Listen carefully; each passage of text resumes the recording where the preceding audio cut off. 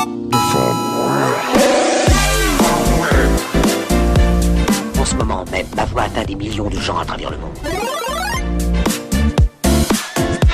Je veux ta plaque, je veux ton arme et j'aurai ta peau. Nom de Dieu, pour qui tu te prends, hein? Culture Geek.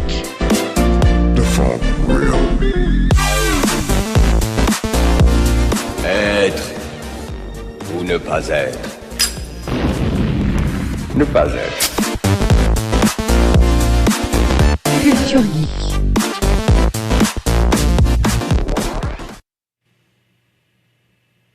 Bonjour. Hello tout le monde, hello. Bonjour à tous, bienvenue dans Culture Geek, l'épisode 5. Culture Geek, c'est le magazine pop culture de la chaîne 4D2. Cette semaine, je vous embarque dans ma DeLorean pour un voyage vers le futur qui va quand même ressembler assez fort au passé, vous allez voir. Pour dépoussiérer l'actu pop, à mes côtés, l'excellent Boris, plus vif qu'un répliquant, plus solide qu'un corps en adamantium. Il partage avec nous ses connaissances et tel Charles Xavier, il nous nourrit mentalement. Salut Boris. Salut Laurent, merci pour cette intro. Ouais. Xavier, ça va très bien. Ça va bien, hein? Ouais, ça Tu c'est nous bien. parles Ça. de quoi aujourd'hui? Alors, je vais vous parler d'un roman de Laurent Jeunefort, Les temps ultramodernes, et puis d'une bande dessinée assez dingue que j'ai vraiment, c'est un coup de cœur, ça s'appelle Le Codex Angélique. Angélique. J'ai les visuels devant moi, ils sont somptueux. J'avoue que je connais pas, je me réjouis énormément de ta chronique. Que serait un voyage dans le temps sans un invité de très grande qualité? Aujourd'hui, j'ai l'immense plaisir, nous avons l'immense plaisir d'accueillir Gianni Luca Roberto. Salut Gianni. Hello tout le monde, comment ça va? Mais ça va bien. Salut. Et toi, tu es créateur de jeux, tu es auteur et tu viens de fêter avec nous ici la sortie de ton second tome de la saga Aura, une série de livres de jeux sur le principe des livres dont vous êtes le héros. Ça va parler aux plus anciens d'entre nous. C'est une petite pépite pour les amoureux d'aventure et de lecture. Moi, de mon côté, je vais vous parler d'un dieu du manga. Il y a 2 semaines, j'ai fait le deuil d'un des dieux du manga, mais cette semaine, je parle d'un vrai dieu du manga, Monsieur Osamu Tezuka. Et mes petits pouces, ils ont essayé de survivre comme ils pouvaient sur un jeu de survie excellent qui se passe dans une forêt, je vous en parlerai un peu plus. Eux, ils sont derrière, ils ont chargé leur régie à 2,21 gigawatts. Ils sont prêts à nous faire dépasser les 80 miles à l'heure ou les 80 miles à l'heure pour les plus francophones d'entre vous. C'est ce bon Coco et le roi des réseaux sociaux, Benjamin. Salut messieurs. Salut les gars. Hello!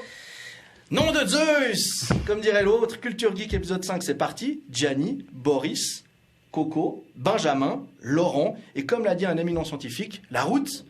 Mais là où on va, on n'a pas besoin de route. Olé! Vous allez peut-être devenir low life avec les livres de notre invité. On se fait un petit intro, puis on le passe à la questionnette.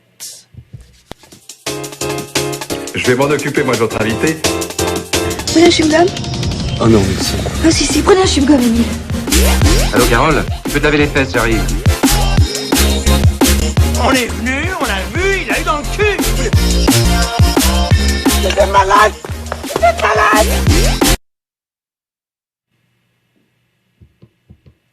C'est le moment de découvrir notre invité du jour. Il est là avec nous depuis le début, Gianni Luca Roberto. Alors Gianni, tu es auteur et créateur de jeux. Pour notre plus grand plaisir, tu as dépoussiéré le livre dont vous êtes le héros, les boomers comme moi. Je crois que je ne suis pas un boomer, je ne sais plus vraiment comment dire, mais les vieux comme moi, Les vieux. ça nous parle. Ça a été très populaire dans les années 80. Toi, tu débarques avec Aura, c'est ton univers, ton histoire, commencé il y a déjà très longtemps. Tu fêtes avec nous en plus la sortie du 2e tome que j'ai entre les mains, que je vous montre, qui est magnifique. Déjà, félicitations pour commencer. Et parle-nous de la jeunesse du projet avant d'être un livre de jeu. Ça vient d'où, Aura? Alors en fait tout a commencé il y a 17 ans en arrière, donc en 2006. J'avais envie de raconter quelque chose, je suivais des séries et puis beaucoup de mangas, donc je rêvais de personnages et puis j'ai commencé à faire des scripts théâtrales en fait. C'était pour être lu et vu. Voilà, ça c'est un petit peu commencé Donc, comme ça. quand tu as commencé dans ton idée, c'était pas forcément le produit qu'on a aujourd'hui entre Pas les du mains, tout, et dont vous êtes le héros. Tu avais envie de raconter une histoire. Voilà, C'était ça l'idée. Voilà. Mais du coup, pourquoi tu as choisi ce format livre-jeu de rôle plutôt qu'une BD ou un roman? Alors, on avait tenté une expérience un petit peu manga à l'origine. Puis il y a eu des petits problèmes avec les dessinateurs. Il y en a un qui s'est blessé, il a perdu un œil, donc il a dû arrêter de C'est dangereux, le dessiner. dessinateur. Ah ouais, c'était hyper dangereux les scripts que j'avais, ça lui sautait à l'œil. Il s'est fait attaquer par le script. Non, malheureusement, il a eu un pépin et puis on a arrêté le manga. Ouais. Et puis en 2021, en décembre 2021, je me suis dit, j'ai quand même quelque chose dans les tiroirs, faut que je le ressorte, faut que j'en fasse quelque chose. Et voilà, c'est devenu Aura. Parce qu'on parle quand même de quelque chose dans les tiroirs, c'était des gros tiroirs, parce que je veux dire, ton Ah, oui, univers, oui. t'es modeste, mais en gros, t'avais écrit un univers gigantesque, avec tous les personnages, il y avait de quoi faire Game of Thrones 18 saisons. Alors moi, je suivais beaucoup des séries, comme j'ai dit, donc j'avais écrit pour 8 saisons. Parce que moi, j'écrivais pour 26 épisodes à chaque fois, et j'en avais écrit pour 8 saisons. Donc Oui, j'en ai il a pour un aussi, moment. ça donne l'indication de son âge, hein, parce qu'aujourd'hui, les séries font 19 Ah ouais. épisodes. Voilà, juste des justement. tutos sur format, l'agence Justement. touriste et tout ça, où il y en avait beaucoup. Pardon, je t'ai coupé, mais C'est juste. Donc, Maintenant, juste pour qu'on comprenne, plonge-nous dans l'univers de Aura. Explique-nous quelle aventure on va y vivre. Parce que je l'ai dit, c'est un livre dont vous êtes le héros. Donc peut-être pour les plus jeunes d'entre nous, un livre dont vous êtes le héros, contrairement à un livre normal où vous allez de la page 1 à la dernière page. Là, ça se passe pas comme ça. Chaque page va vous proposer un choix qui va vous amener à une autre page, etc. C'est vraiment assez ludique. Ce qui est sympa aussi, on en parlera après, c'est que ton système ne demande aucun dé, aucun stylo, rien. Le livre suffit à lui-même. Donc, parle-nous de l'univers d'Aura. C'est quoi Aura ? en fait, on commence avec un personnage qui a 16 ans, il est complètement dans l'adolescence, et il finit sa dernière année scolaire, parce qu'il avait redoublé. Et en fait, il ne sait pas trop de quoi faire sur son futur, en fait. Il ne savait pas où aller. Et il se passe un événement assez magique sur une plage. Et là, tout commence. Il est propulsé dans un monde où il devient un petit peu le maître des événements. Il doit guider des super-héros, des élus, en fait, ses élus à lui. Et il doit les guider pour essayer de sauver un petit peu la Terre face à une armée du mal. Vous qui nous suivez sur le stream, vous voyez défiler des artworks de Aura. Moi, je les trouve vraiment magnifiques. Tu l'as dit, toi, tu viens du manga, tu viens de la série, tu consommes un peu la même culture que nous. Aura, c'est ça aussi. Tu parles de super-héros, mais c'est pas des super-héros Marvel. Il y a aussi ce que j'aime avec ton récit, c'est que Aura nous plonge pour les Suisses du coin, nous plonge dans des régions, dans des lieux qu'on connaît. Oui. Ton monde se repose sur notre monde, ou sur lequel tu as rajouté plein d'éléments de fantasy. En fait, c'est vraiment dans notre propre monde, dans nos années à nous. Il y a un petit peu de flashback, bien sûr. Mais il y a de la magie, il y a du surnaturel, il y a des super pouvoirs. Puis le but, c'est est-ce qu'avoir un pouvoir fait de nous un héros, ou est-ce qu'on peut être un héros sans pouvoir? C'est un peu Spider-Man avec Oncle Ben qui lui dit un grand pouvoir implique de grandes responsabilités. Mais la version, comme tu le dis, qu'est-ce qu'on fait avec un pouvoir ou pas? Bon, j'imagine que c'est un... Moi, ce qui m'impressionne dans ta démarche, c'est que je conçois qu'on écrive un livre pour en faire un livre, qu'on écrive une histoire pour en faire un manga. Mais j'imagine que créer un système de jeu, parce que sortir un livre dont vous êtes le héros, c'est créer un système de jeu qui fonctionne, que tu as mis à l'épreuve, tu nous parleras après, vous êtes toute une équipe, il n'y a pas que toi tu es l'auteur. Comment tu as procédé pour transposer cette histoire qui faisait 8 saisons, qui était écrite de manière narrative, pour en faire un livre auquel chacun d'entre nous, si on joue, va vivre une aventure différente? Alors souvent, on parle de réaliser un rêve d'enfant ou un rêve d'ado. Moi, j'ai réalisé un rêve pré-adulte parce que j'ai écrit ça à 23 ans. Vu que j'aimais beaucoup, à l'époque, jouer à des jeux de société, à des jeux de cartes, etc., je me suis dit, pourquoi pas en faire quelque chose un petit peu d'authentique, quelque chose de différent. Et c'est vraiment un voyage, en fait. C'est vraiment un voyage. C'est un labyrinthe dans ces pages, etc.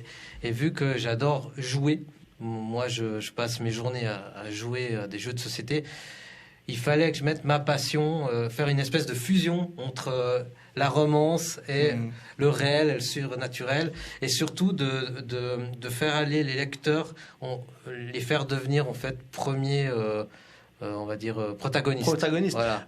Moi, je te connais, hein, donc en dehors, comme ça, vous êtes au courant. Ce qui me fascine aussi avec toi, c'est que ça fait plusieurs années que tu crées des jeux.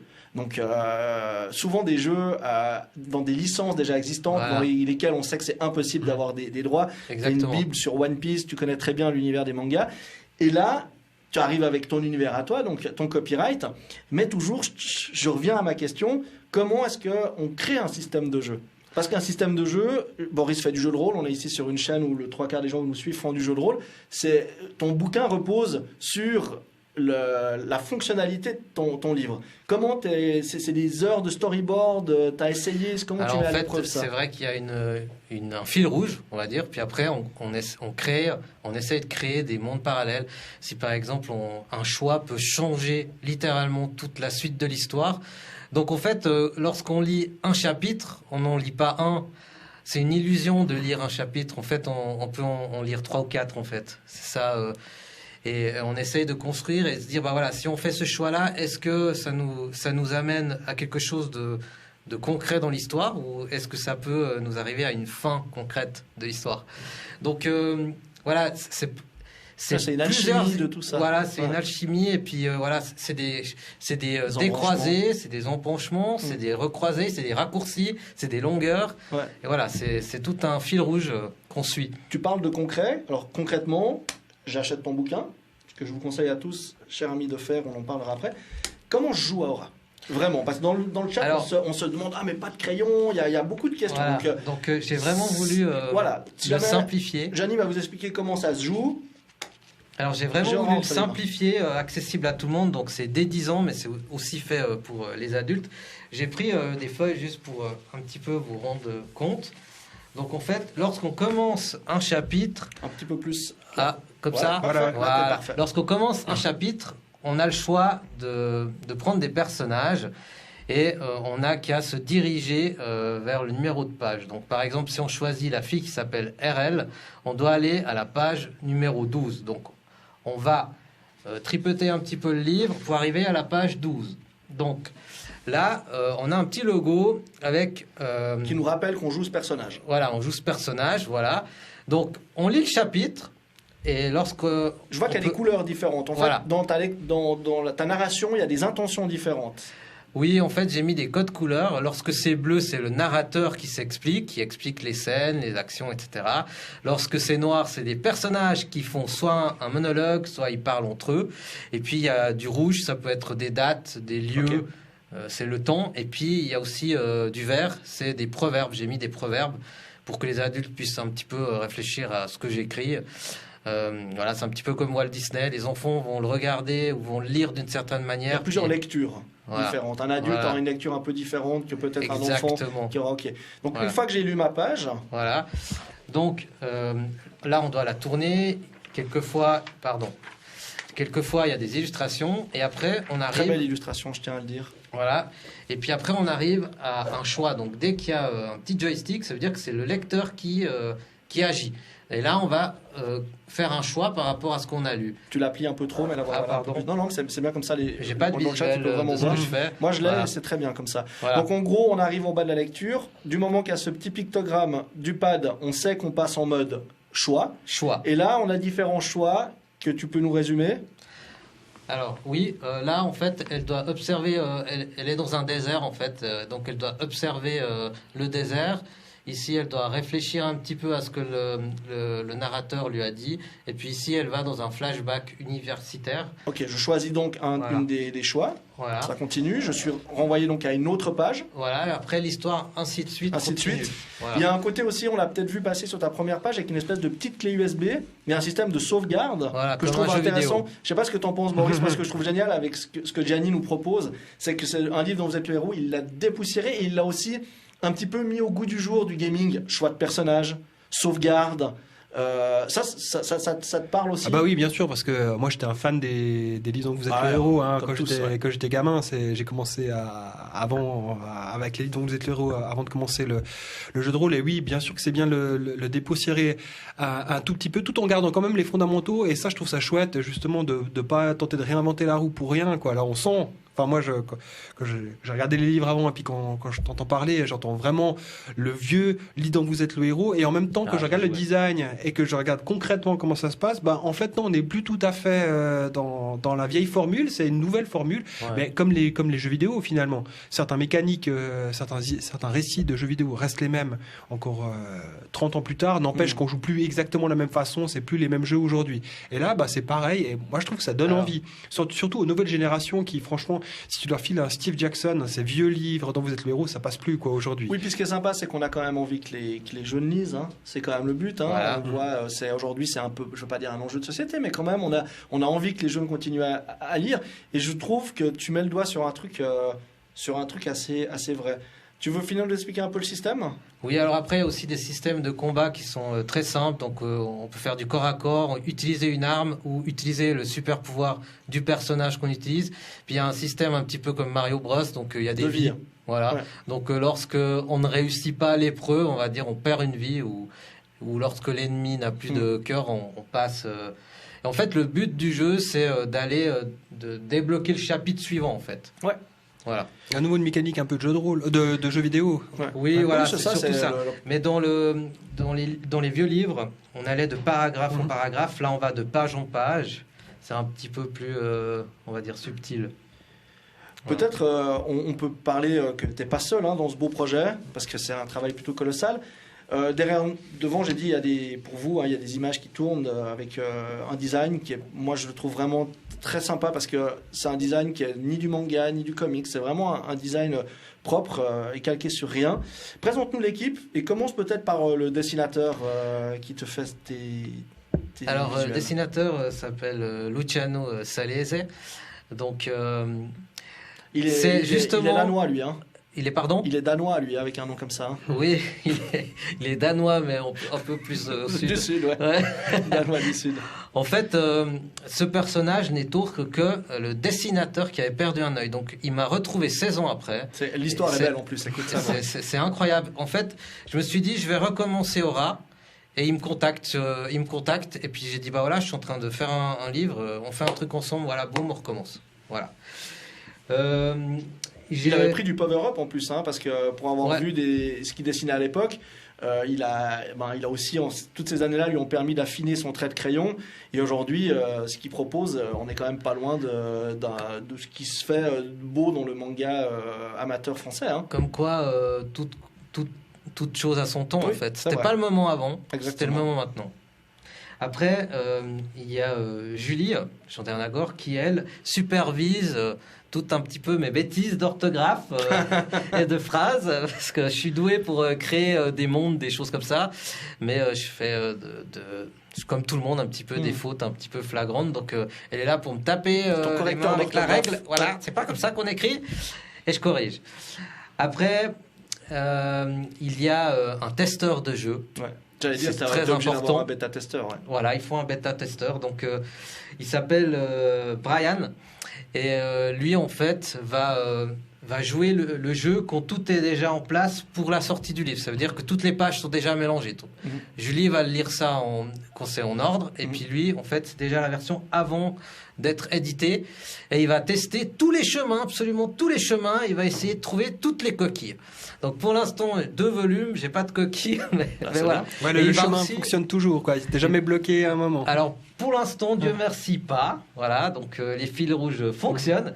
Et puis il va aussi surtout me dire, bah voilà, il va m'arranger aussi la cosmétique. Il va me dire c'est mieux si tu le fais de cette façon, cette icône. J'aime pas trop cette icône. Est-ce que tu peux mettre celle-là, voilà. C'est un vrai retour expérience. Voilà. Ça veut dire que toi derrière, ça te permet de sortir un peu de tes œillères que tu as quand tu es dans un projet comme ça. Ça va te permettre de sortir de ça. Voilà. Après, on a un nouvel allié, on va dire, pour le volume 2. Il s'appelle Yves Strolli. Lui, en fait, ça sera un lecteur bêta. Il va faire une mise à jour et une critique du livre. Donc lui, c'est plutôt la personne qui va dire Gianni, tu peux pas faire que ce personnage, c'est un exemple banal, il peut pas répondre au téléphone puisque cette année-là, les téléphones n'existaient pas. Ouais, donc ça va être un peu le garant de l'authenticité du truc. Il a une culture extraordinaire et puis il pourra me sortir des pépites comme ça que j'ai pas fait attention parce que quand on écrit, on a la tête dans le guidon et puis, on se piège comme ça. Et puis dernière personne, c'est Franck. Lui, c'est le vétéran. C'est un personnage exceptionnel, il parle 4 langues et il va me traduire les livres Aura en anglais, en version anglaise, mais une vraie version anglaise, ce ne sera pas des translations, parce qu'il a fait les écoles aux États-Unis, il parle donc vraiment américain. Voilà. Excellent. Donc voilà, J'imagine, Gianni, que c'est quand même difficile de se faire éditer avec ce genre de projet. Toi, tu as choisi le chemin de l'auto-édition. Parle-nous un petit peu de cette expérience et de ce travail que tu as fait avec thebookedition.com. Voilà, donc en fait, il y a 3 voies pour être édité. Il y a la voie éditeur, il y a le compte auteur et puis il y a l'auto-édition. Moi, j'étais complètement déjà décidé d'aller en auto-édition, déjà parce que on garde complètement ses droits. On garde les droits en entier et on peut faire un petit peu comme on veut. Par contre, c'est un effort, c'est une énergie incroyable parce qu'on doit tout faire. On a tous les métiers. Donc on est auteur, on est webmaster, on est livreur, on est vendeur, on doit dire voilà commercial, j'ai sorti un livre, est-ce que ça vous intéresserait de le vendre, etc. Oui, non. Et surtout, on est grossiste un petit peu, on distribue ici et là. Mais c'est un travail incroyable. Donc aujourd'hui, Aura, c'est un livre c'est une réalité. Il y a le tome 2 qui est sorti. En Suisse, on va peut-être commencer par la Suisse. Tu as réussi à trouver des partenaires pour le distribuer. Ça, c'est la bonne nouvelle. Des gens comme Payot qui ont joué le jeu et 400 coups. Donc d'ailleurs, il a été coup de cœur cet été chez Payot. Ouais. Donc c'est pas donné à tout le monde. Ouais. Et puis il y a aussi 400 coups, comme tu as dit. Oui. Et ton site à toi directement ? Oui, alors sur le site, il y a en fait toutes les adresses où on peut trouver, donc que ce soit en librairie ou en magasin, tu me rappelles le et site aussi en ligne. Le site, c'est auraventure.ch. ORA Aventure, enfin le A de Aura Venture.ch. Auraventure.ch. Ouais. Pour les plus français d'entre nous dans le chat, tu es aussi, on peut te trouver sur Amazon ? Oui, alors Amazon, Rakuten, The Book Edition, bien évidemment. Et puis là, on est sur de nouvelles pistes. Aura, c'est un petit peu un multivers, on va pas se le mentir. Hein. C'est ça, tu vas aller jusqu'où avec ta licence ? Ça, c'est une question un peu toujours particulière à poser, mais je pense que c'est pas la finalité. Non. Tu parlais de jeux de plateau. Tu veux aller où avec Aura ? C'est quoi ton objectif ? Dans un monde idéal, dans un monde génial où tout se passerait super bien. Alors mon objectif, c'est déjà de remercier les lecteurs en faisant une belle collection et qu'ils aient vraiment l'aventure de A à Z. Et puis d'essayer vraiment d'installer tout ce que j'avais un peu imaginé. Et puis surtout que ce soit un projet ludique, voilà, d'amusement, passionné pour les gens. Donc dans le train, dans le bus, à la pause café, même dans la cour récréation, c'est un truc qu'on peut prendre parce qu'on n'a pas besoin de matériel à part le livre. Et on peut faire des pauses, il n'y a pas besoin de batterie, de recharger, etc. Donc, tu es contre l'obsolescence programmée. Pardon ? Tu es contre l'obsolescence programmée. Tu peux avoir ton livre dans la poche et jouer à Aura, qu'il pleut. Et il n'est pas sous licence en fait. Même si Payot décide de ne plus le vendre, tu peux quand même le garder. Alors, l'avantage de l'auto-édition, c'est que vu qu'on garde tous nos droits, on peut décider où le vendre et avec qui. Donc voilà. Mais le multiverse, c'est... Moi, je vous le dis, les amis, honnêtement, franchement, j'ai eu la chance de... J'ai pas encore lu le deuxième, hein, j'ai eu la chance de faire le premier. Je me suis vraiment éclaté. Je connaissais ton univers que j'avais lu sous forme un peu de manga, que j'appréciais déjà. Et c'est vrai que c'est assez génial, cette proposition-là. Je vais vous faire un retour consommateur qui est assez rigolo. Je l'ai offert à mon neveu, qui a 8 ans. Et il l'a lu. Et en fait, il a trouvé ça génial. Et je me suis rendu compte qu'en parlant avec lui, il est à fond One Piece, il est à fond My Hero Academia, ok, on est d'accord. Hein. Et il n'a pas eu le même feeling game que moi. Tu vois, moi, j'ai vécu l'aventure d'une certaine manière et lui, il a vécu d'une autre manière. Tout ça pour dire que, toi, je l'ai dit, hein, tu connais très bien One Piece et on retrouve ce côté Nakama. Il y a un côté vraiment... tu sais, et ce que je trouve génial, c'est que tu sais vraiment écrire. Parce que toi, Boris, qui t'intéresse aux auteurs, qui t'intéresse aux gens qui écrivent, c'est hyper bien écrit, quoi. Mais ça, c'est indispensable. Hein, mais parce c'est que ça sinon, qui est génial. Sinon, c'est une liste de courses que t'enchaînes. Puis c'est ça, tu vois. Gianni, il a fait ça dans son coin. Et pour arriver aujourd'hui à ça, moi, je suis toujours admiratif des gens qui réussissent à faire quelque chose. Donc, je ne peux vous donner qu'un conseil, les amis. C'est vraiment si vous avez envie de vivre une expérience un peu différente, comme l'a dit Gianni, sans dés, sans crayon, sans rien. Vous faire juste plaisir avec un bouquin, avec une histoire originale que vous, pour le coup, vous n'aurez jamais lu ailleurs. Le tome 2 est sorti, le tome 1 est déjà disponible. Comme Gianni est une personne avec un énorme grand cœur, on va vous faire gagner le tome 1.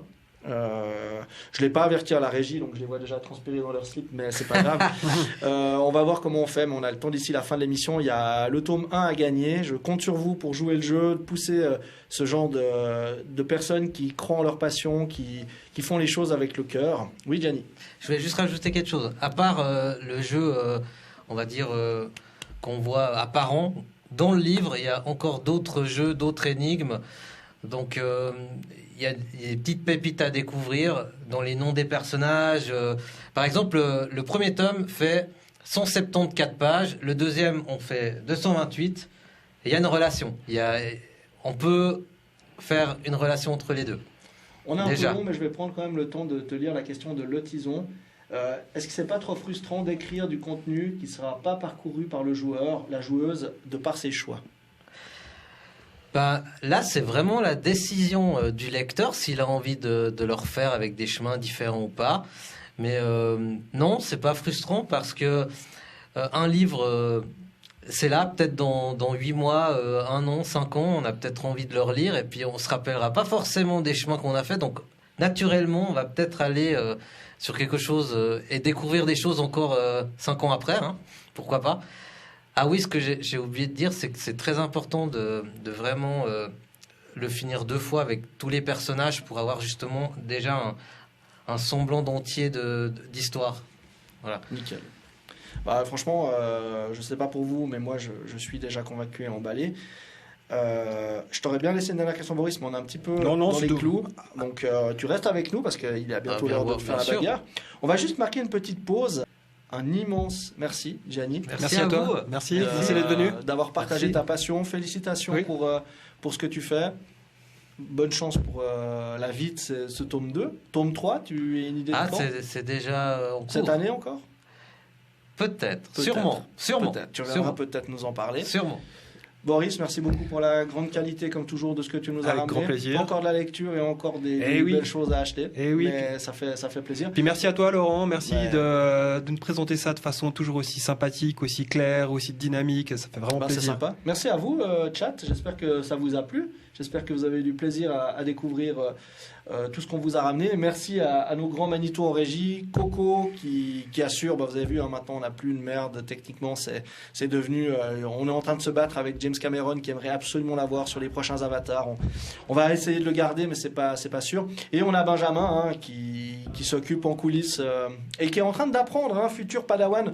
On parle langage geek, Padawan de Coco, Benjamin qui va bientôt pouvoir diriger une émission de main de maître. Oui, il sait utiliser un chrono. Il sait utiliser un chrono. Ils sont en train de beaucoup rire derrière la vitre. Ils sont en train de beaucoup rire, Ils sont bien amusés. En tout cas, nous aussi, on s'est amusé avec vous. Merci. Je vous souhaite encore une belle soirée. Merci beaucoup d'être venus, de nous avoir consacré du temps.